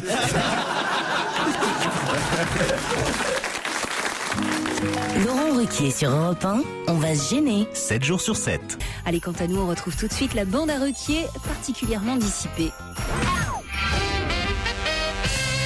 Ça c'est intéressant parce que la France n'est plus numéro 1. On vient de dégringoler à la 4e position. Derrière l'Italie, l'Écosse et surtout ceux qui nous ravissent le... Qu'est-ce qui se passe? Qu'est-ce qu'il y a, Olivier de Kersauzon? C'est des petits trucs avec Olivier. Il montre la photo de sa femme. Il montre sa photo de sa femme. C'est pas vrai. Mais en train d'accoucher. Je la vois habillée. Non, c'est mignon, elle est jolie. Hein. Elle est jolie, sa femme. Analyse, elle s'appelle. Ouais, c'est ça. Bon, vous en fichez alors de mon... Non, le classement. Mais ça intéresse pas. C'est qui? On n'a pas eu le 3e alors? Ouais, on a l'Italie, l'Écosse et... Vous avez entendu ce qu'il a dit, Kersauzon Villers? Il dit, mais elle s'intéresse pas aux hommes. Ah, c'est une blague. Attends, oui, mais j'aime bien. Pardon, GG. Hein. Non, mais tout est permis aujourd'hui. On peut voir la photo, nous, ou pas, là? Ouais. Non, c'est que pour Olivier. T'as pas une photo de la femme que t'avais avant aussi? Bah oui, tant qu'à faire, celle-là, elle est libre. Et celle que t'auras après? Oh bah, elle doit être quelque part dans le public.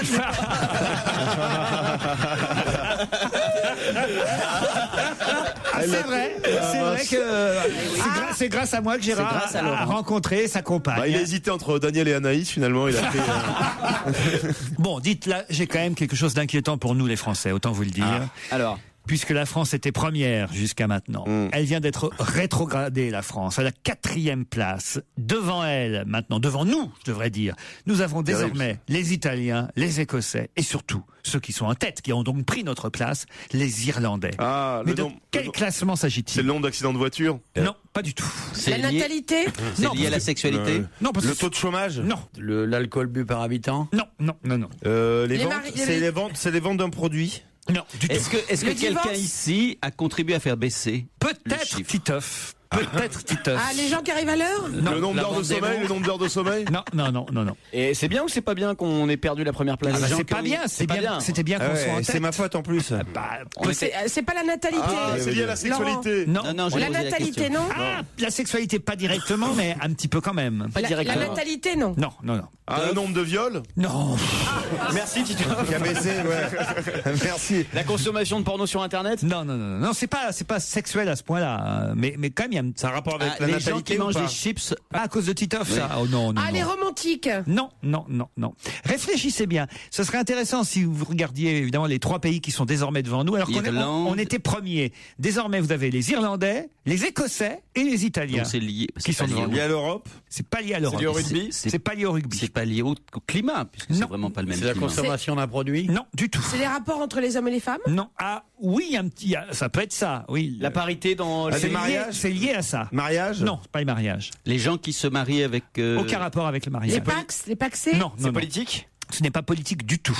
C'est social, donc. Et vous dites Titoff peut-être, parce que vous ne connaissez pas bien la vie privée de Titoff? Non, ça n'a rien à voir avec la vie privée, il suffit que je l'entende pour le savoir. Mais c'était une fierté vraiment. Ah, les accents, un truc sur les accents régionaux. Oui. Alors, c'est-à-dire on était numéro 1 des accents à la con. Non. Et on a été battu par Pas les du tout. Vous Italiens. allez voir comme je suis plus sympathique que ça, mon Titi. Bah oui, mais il parlait du sien, accent. Bien sûr, bien sûr. On était. Les dialectes. Non. Le plus grand nombre, le pays qui avait le plus grand nombre d'accents Non, différents. on était numéro 1 et maintenant c'est l'Irlande qui est numéro 1 de l'accent le plus sexy. Le plus sexy. Bonne réponse. Ah ouais. Voilà, l'accent français était l'accent le plus sexy. Désormais, c'est l'accent irlandais. Et c'est vrai. Irlandais. Et oui, c'est vrai que peut-être que Titoff, avec l'accent marseillais, a un peu fait chuter pourtant, non, t'as pas vu, l'autre fois, il y avait une auditrice qui a dit que c'était sexy, tout c'est pas ça. sexy. Moi, je trouve ça sympathique, l'accent marseillais. Moi, j'aime bien. Mais sexy, non. Ouais, ça inspire plus le pastis et la pétanque que la partie sexy, mais bon, parce que vous êtes pas des femmes. C'est pas sexy. Pardon, Laurent, mais. C'est pas sexy. Bien sûr, c'est sexy. C'est sexy. Mais viens, mais oui. Oh, Viens dans le KGB, je vais te montrer mon kiki, tu vois. C'est pas sexy, ça? Ça fait envie. Hein. Ce qui vote de ça, c'est l'accent quoi en plus, en quelle langue? 5000 femmes à travers le monde ont voté pour désigner l'accent le plus sexy. C'est pas l'accent italien depuis des années? L'accent italien, c'est toujours le must. C'est le must. Interrogé mardi par le quotidien britannique The Telegraph, un porte-parole de l'Institut, je ne sais pas quel institut, mais enfin en tout cas d'un institut, à l'Institut de sondage, a avancé quelques explications. Alors, il paraît qu'en fait, notre accent est moins bien vu dans le monde depuis que Nicolas Sarkozy serait président de la République. C'est bizarre. Voilà, parce qu'il parle pas bien anglais, c'est pour ça. L'accent irlandais profite pour sa part de la popularité de stars comme Colin Farrell. Et l'accent italien, c'est Berlusconi qui a baisé la moitié des interrogés, en fait. Les Italiens sont deuxième derrière les Irlandais, les Écossais sont en 3, les Français en 4. L'accent australien est 5e. 5000 femmes à travers le monde ont désigné. C'est pour vous, puisque vous êtes la seule femme parmi nous aujourd'hui. Oui, eh bien moi je vote pour les Italiens parce que je trouve cette langue extrêmement charmeuse et sexy. Voilà. Come stai? Va bene. Le sexy me déçoit là-dessus. C'est bambina. Mi chiamo Cristoforo, sono di Marsiglia. Come stai? Ah, bella ragazza. L'accent romain. L'accent romain. L'accent romain. S'il te plaît, donne-moi ta chatte, s'il vous plaît, madame. Oh non, quelle horreur! Fabrice! Merci Fabrice Eboué. Bonne humeur toujours dans quelques minutes sur Europe 1 avec jusqu'à 18h la suite du meilleur de On va se gêner. Bon après-midi et bonne fête à tous.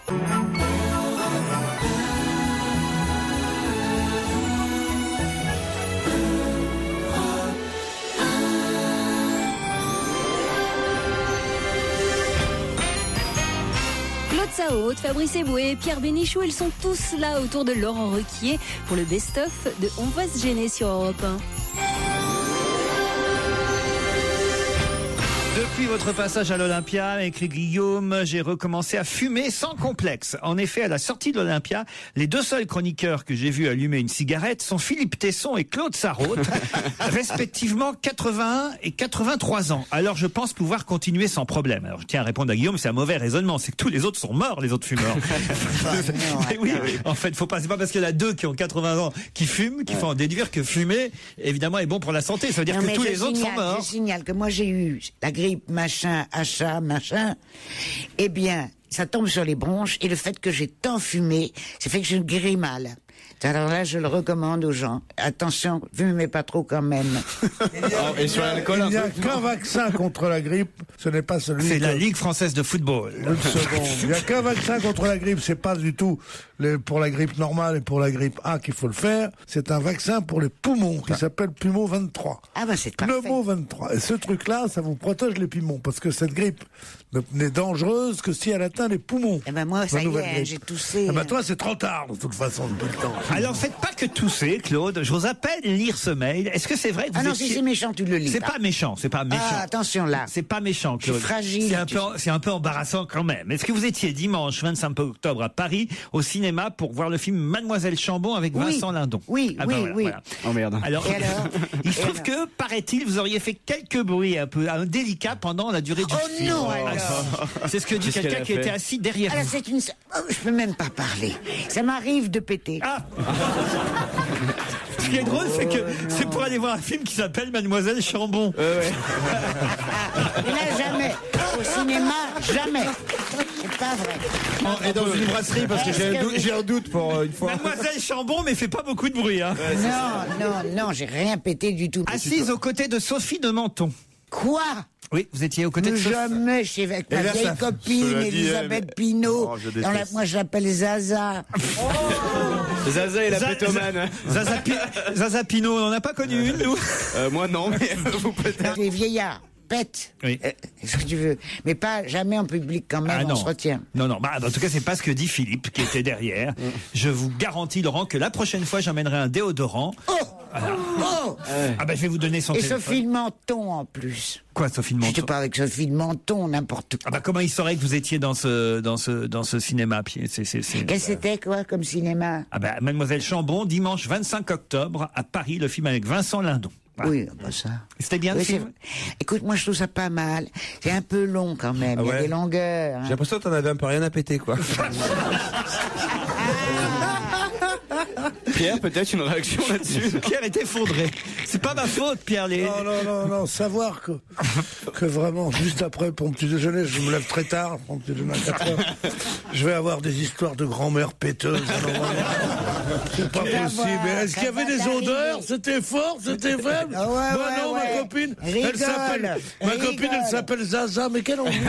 Nathalie m'écrit, j'imagine, passionnant. Claude Sarraute étant ma grand-mère, Christine est un peu comme ma mère, Pierre Bénichou mon père, Titoff mon frère, Fabrice mon cousin et bien sûr mon parrain c'est Laurent Ruquier. Le voisin qu'on peut pas saquer c'est Gérard Miller et j'aime aussi le concierge Bonaldi qui ne fait que des conneries. C'est bien trouvé ça. Voilà. Le concierge Bonaldi, c'est bien trouvé. Ça. Vous êtes ma famille, écrit Nathalie, qui ajoute: Titoff n'est peut-être pas la beauté par excellence, mais lorsque le soir je réécoute l'émission sur internet dans mon lit, je ne peux m'empêcher de m'imaginer Titoff à côté de moi et d'en faire mon objet sexuel, car le son de sa voix est très sensuel et inspire à la débauche. Ah ouais.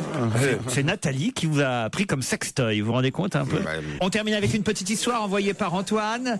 C'est un petit monsieur qui monte dans une tour, une grande tour, un immeuble. On peut imaginer Michalak, tiens, par exemple. Voilà, c'est pas mal avec Michalak. Il est à Michalak, on lui dit, tiens, va voir dans la tour, il y a des surprises pour toi, c'est ton anniversaire. Alors il arrive, je la transforme un peu. Alors Joujou arrive au premier étage et il voit Miss Yveline qui lui dit, tu me baises ou suspense? Oui, aïe, aïe. Il répond, ah oui, suspense. Alors hop, il est au deuxième étage et il voit Miss Île-de-France qui lui dit la même chose, tu me baises ou suspense? Hop, suspense. Troisième étage, et là il voit Miss France qui lui dit, tu me baises ou tu préfères suspense? Suspense. Hop, hop, hop. Quatrième étage. C'est bien Jojo. Miss Monde. Elle dit pareil, tu me baises ou suspense? Suspense. Il monte, il s'aperçoit qu'il arrive au haut de la tour. Et là, au haut de la tour, il voit un monsieur moche, horrible, qui lui dit, salut, c'est moi, Pence. Ouais. Non mais depuis le début, on savait. Elle est nulle. Non. C'est-à-dire qu'on préfère les flatulences de Claude quand même. Laurent Ruquier sur Europe 1, on va se gêner. 7 jours sur 7. Europe 1 qui diffuse les plus chouettes moments de l'émission de Laurent Ruquier jusqu'à 18h. Europe 1, on va se gêner. Des heures de travail, une analyse précise, une réflexion hors norme. C'est la question très dure. Qu'est-ce que l'artiste belge Yann Bucois a demandé à Guillaume Durand, Christophe Alévèque et Christophe Girard, l'adjoint de Bertrand Delanoë en charge de la culture, entre autres personnalités? De poser nu pour eux? Non. Pour lui? Non. C'était après une émission de Guillaume Durand? Non, c'était pas après une émission de Guillaume Durand. C'est pour faire un modèle ou pas? Non, c'est pas pour faire poser. un modèle, non. C'est pas pour poser. C'est pas pour poser. Effectivement, c'est un artiste belge et il a demandé quelque chose à Guillaume Durand et à Christophe Alévèque, ainsi d'ailleurs qu'à Christophe Girard, c'est encore plus surprenant. Un objet, oui, on peut dire ça, monsieur de Kersauzon. Il a demandé le même aux trois. Il a demandé le même objet aux trois. Voilà. Une montre, leur un montre? vêtement? Une brosse à dents. Non, mais démerdez-vous maintenant. Un vêtement. Leur caleçon, leur slip. Leur slip, Bah ouais. bonne réponse d'Olivier de Kersauzon et Michel Bernier. Non, mais Gérard, personne n'a entendu ma bonne réponse. L'agitateur belge ouvre le musée du slip dans le 15e arrondissement de Paris. Ça sera jusqu'au 30 novembre, le musée du slip. Une exposition qui est inaugurée ce soir avec frites et bières artisanales. Oh, l'ambiance. Oh là là, Il y ça fait envie tout a d'un coup. une aile du musée qui est sponsorisée par Pirelli pour les traces de pneus. Oh non.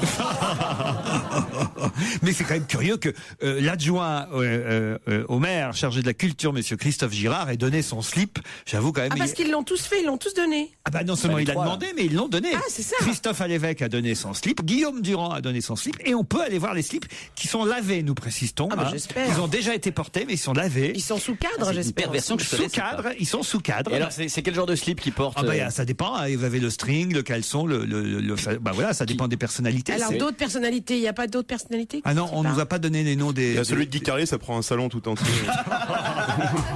Non mais oui, il y a Corinne Meyer par exemple. Vous savez, la fille qui écrit Bonjour Paresse par exemple, écrivain un peu marrante. Il y a des grosses vedettes dans son parce qu'il y a des slips de femmes, il n'y a pas que des slips d'hommes. Hein. Les femmes, on dit pas des slips, on dit des culottes en général. Bah oui. Pour une femme, on dit pas un slip. Non, on dit une culotte. Michel. Bon, si on peut dire. Enfin, on dit une culotte pour une femme. Michel, Michel, mais moi je mets de tout. Moi tout me convient. Un slip kangourou, Michel. Moi généralement. Je sais pas quelle femme, mais non. J'ai déjà entendu des femmes dire qu'est-ce que t'as fait de ton slip ou ah non, de mon slip. Et dis donc Laurent, c'est quoi ce slip que vous ne portez pas? La culotte est très différente du slip. La culotte est en dentelle, la petite culotte. Pas du tout. La culotte est montante. Ça fait longtemps que vous n'avez pas regardé cette partie-là du corps féminin, parce que franchement, on dit pas des. J'ai jamais entendu une femme dire je vais mettre mon slip. Oui, c'est vrai. Tu sais, avec Joujou, il est faussé un peu. Je vais mettre mon slip et puis après je vais me raser la barbe. C'est vrai que c'est assez rare d'entendre une femme. Écoutez, on a une seule femme ici, c'est Michel Bernier, et elle me soutient. Alors. Non, mais je dis que j'ai déjà entendu des filles dire je mets un slip. Alors, voyez Gérard. Ouais, mais enfin, quel genre de filles tu fréquentes aussi? Des salopes. Ah ouais. Non, mais les femmes dignes de son ont des culottes. Des strings, des culottes, des tongas. C'est quoi des tongas? C'est des tongs? Non. Tanga. Tanga, c'est pas des tongas. C'est le string brésilien. Non, c'est entre le slip et la culotte. Entre la culotte et le string, pardon. C'est pas mal ça. C'est un slip à fente arrière avec pochette auto-vaselineuse. Très pratique. C'est fabriqué en Pologne. Vous auriez donné le vôtre, Gérard, si on vous avait demandé? Non. Vous, Olivier, non.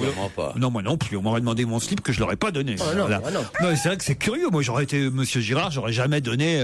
C'est bizarre de faire mon ça. slip quand même. C'est surtout bizarre de vouloir faire une exposition de slip. Ce qui est scandaleux, c'est qu'il soit lavé, ça n'a aucun intérêt. Surtout. Ouais. Ah oui, ça c'est vrai qu'on aurait aimé voir la vraie propre. Le slip de Christophe Lévesque. On aurait préféré le voir en l'état. Exactement. Vous savez qu'au Japon, il y a des distributeurs de petites culottes usagées. Ça, vous connaissez ce principe? Comment ça? Au Japon, où il y a une fascination, il faut bien dire un peu perverse pour les petites filles, pour les jeunes filles, il y a des distributeurs de culottes usagées de petites filles. Et donc vous mettez une pièce et on vous garantit que ça a été porté une fois c'est par une petite fille. C'est des vieilles dames. C'est du papier parfumé à la crevette. Non, c'est possible. C'est le marin qui parle. En tout cas, voilà, le musée du slip est ouvert. C'est avenue du Maine, si ça vous intéresse. C'est payant jusqu'au 30 novembre. On nous dit pas si c'est payant, mais en tout cas, voilà, notre ami belge, il a fait un musée identique en Belgique, il faut dire là-bas. Il y a un musée permanent. Le musée du slip est à Bruxelles et il existe depuis 91. Et bon, Christophe Girard se défend plutôt bien dans la presse ce matin. Il dit oui, écoutez, non, j'y vois aucune vulgarité. J'ai donné ce qu'elles sont, sans me rendre compte que le musée allait vraiment ouvrir. Et après tout, dans la société occidentale, le sous-vêtement n'est pas du tout neutre. C'est un accessoire de mode. Un couturier comme Calvin Klein s'est fait connaître grâce à ses défilés de slip. Si quelqu'un m'avait demandé un chapeau, j'aurais donné mon chapeau, mais je ne porte pas de chapeau. Claude Sarraud a donné une couche au musée du slip. Oh non.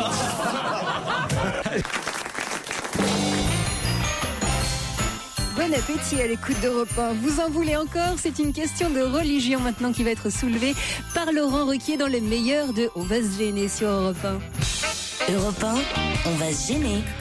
Des heures de travail, une analyse précise, une réflexion hors norme. C'est la question très dure. Le Turc Adnan Pirizan est en train de se faire beaucoup d'argent parce qu'il vend ses carpettes, ses tapis un peu partout dans le monde. Tout simplement parce qu'il a inventé un nouveau tapis. Le tapis volant? Quel tapis a inventé le Turc Adnan Pirizan? Le tapis anti-grippe, anti-bactéries, anti-grippe. Un tapis où il y a quelque chose en plus dessus? Ah oui, il y a quelque chose. Il y a une boussole dessus? Ah, c'est pour pas repérer la Mecque, la bonne direction. Ah oui. Ça c'est pas bête, hein. Mais alors effectivement, un GPS. Un GPS. Le tapis GPS. Il s'agit d'un tapis de prière, ça c'est vrai. Mais il n'y a pas une boussole dessus. Ah, il y a un emplacement pour les genoux. C'est-à-dire? Un emplacement pour les genoux. Il y a des genoux. Il est rembourré aux genoux. Excellente réponse de Caroline Diamant, Olivier de Kersauzon et Jérémy Michalak. Un tapis de prière orthopédique, rembourré à l'emplacement des genoux et du front. Tu vois, Caroline, tu feras un bon tapis de prière, toi. Vous voyez, parce que ça permet effectivement de moins avoir mal aux genoux et aussi à la tête, parce qu'évidemment quand vous voilà. Et vous le faites bien, vous le faites bien. Je me suis souvent tourné vers la Mecque. Qu'est-ce qu'il est con. Je me suis dit, il va pas le faire quand même. Quand même. Alors, non mais c'est une formidable idée, le tapis de prière. Ouais, mais ça va pas assez loin. Quoi. Ah bon, pourquoi? Non, mais ce qu'il faudrait, c'est un tapis avec une diode où on sait quand Dieu est en ligne. Ça c'est vrai. Un petit clignotant. Il est libre, il est en double appel, attention. C'est quand même assez chouette. Il y a ça dans les églises, tu sais, la petite lumière rouge. Comment ça? Sur l'autel. Bah enfin merde, vous savez c'est ça. une bougie. Mais non, c'est pas une bougie, il y a une petite lumière rouge. Tu croyais que c'était une église, c'était un carrefour. Attendez, expliquez-nous la lumière rouge, Christine. C'est incroyable. Les catholiques savent tous qu'il y a une petite lumière rouge. Nous sommes catholiques, Stevie et moi. Sur l'autel et qui. On les appelle comme ça maintenant. Sur de la paroisse. Non mais laissez-la nous expliquer les. C'est quoi ta lumière? Ça vaut le coup de venir ici quand même. Il y a une petite lumière rouge qui signale sur l'autel, qui signale que le Christ est là. Point. C'est comme ça C'est n'importe quoi ce que vous me dites. Dans les là. petites lumières rouges sur les hôtels, ça veut dire vacancy en général. Non, mais qu'est-ce que J'ai jamais vu une lumière rouge sur un hôtel dans une église. Alors regarde dans ton studio, regarde les chrétiens qui hochent la tête. Dans le studio, ça veut dire que le micro est ouvert. Bien sûr, c'est écrit C'est on pas air. des chrétiens dans le studio. Écoute, les chrétiens le savent. Quand tu vas à la messe, quand tu rentres dans une église, c'est ce qui symbolise la présence de Dieu, du Christ. Stevie, vous qui avez fait votre communion. Oui, et tout. Et maintenant, mais j'ai jamais remarqué cette lumière. Et au Moyen-Âge, il faisait comment? C'est depuis toujours. Enfin, Ah oui, monsieur de Kersauzon confirme alors. Ah oui, complètement. Vous aussi qui êtes un grand catholique. Non, mais c'est vrai. Enfin, maintenant que je sais que vous l'êtes, je le suis moins. C'est pas gentil ça. Je suis moins catholique. Ah non, mais je suis sûr que Stevie et vous l'êtes, c'est. Vous n'étiez pas là, alors, parce que Stevie va vous faire plaisir. Ah non, arrête, Laurent, non. La chanson. C'est parce que Olivier, il y a quelque chose que vous avez loupé. C'est qu'on a appris ici que Stevie avait été premier communiant, il a fait son catéchisme, et il connaît des chansons que son curé lui apprenait. Particulièrement une chanson formidable. Alors faut imaginer le curé qui est là, la main dans les cheveux de Stevie. Allez-y. Où es-tu? Qui es-tu? Il fait nuit, je suis perdu. Trace une ligne. Fais-moi un signe. Dis-moi où te caches-tu? Enfin voilà, c'est joli, hein? C'est dingue que je me rappelle de cette chanson. Vous appreniez les chansons en latin, évidemment, monsieur de Kersauzon. Vous, c'était pas en latin, Stevie? Ah non, c'était en français. C'était en grec. Nous, on a fait le catéchisme en grec. Vous, c'était plutôt du latin de Garenne. C'est vrai que quand on entend Stevie, on a envie de se convertir quand on n'est pas catholique. En tout cas, Olivier confirme qu'il y a une lumière rouge pour symboliser la présence du Christ. La présence de consécration. Ouais, je vais de temps en temps allumer une petite bougie, je fais un vœu pour vous, vous voyez, par exemple. Pour Christine? Perdez pas de temps. Vous faites quoi comme vœu pour je fais une petite prière, je pense à mes amis, je dis tiens... c'est vrai. Mais vous priez qui, vous? Comment ça, je prie qui? Je sais pas, il y en a qui prient Saint Rita, moi je prie la Vierge Marie. Ah moi je prie Dieu, je vais carrément au Seigneur. Tu vas chez les vieilles filles, tu te prends pour qui? Je vais pas aller Saint Machin. Non, il y a que quand je perds quelque chose, je prie Saint Antoine de Padoue. C'est Jean-Yann d'ailleurs qui avait eu un mot très très drôle, comment il disait? Saint Antoine de Padoue, 10 de retrouver. Mais le pire c'est que c'est vrai, c'est que ça marche. Ça marche. Ça marche. Mais quand tu crois, ça marche en fait. Quand tu crois, voilà. Toi, tu devrais prier Saint Rita. Ouais. C'est les causes désespérées. Non, même Saint Antoine de Padoue pour retrouver un mec. C'est pas loin de là où vous enregistrez Saint Rita. C'est pas loin de là où vous enregistrez vos émissions Saint Rita. Au Moulin Rouge. Bah oui, parce mais que c'est pas la même. Hein. Ah bon? C'est vrai, je croisais la Rita qui est devant le Moulin Rouge, crois-moi, elle fait des prix, mais c'est pas la même. C'est Saint Rita du sexodrome, c'est quelqu'un d'autre, ça c'est notre personne. Laurent Ruquier est là 7 jours sur 7 sur Europe 1. Il revient donc demain avec On va se gêner à 15h30. Et si jamais vous voulez réécouter ces émissions, n'oubliez pas que c'est possible. Il suffit de vous rendre tout simplement sur le site europe1.fr. Dans un instant, Regarde les hommes changer. C'est Frédéric Tadei qui sera avec vous et Alain Decaux aujourd'hui sur Europe 1.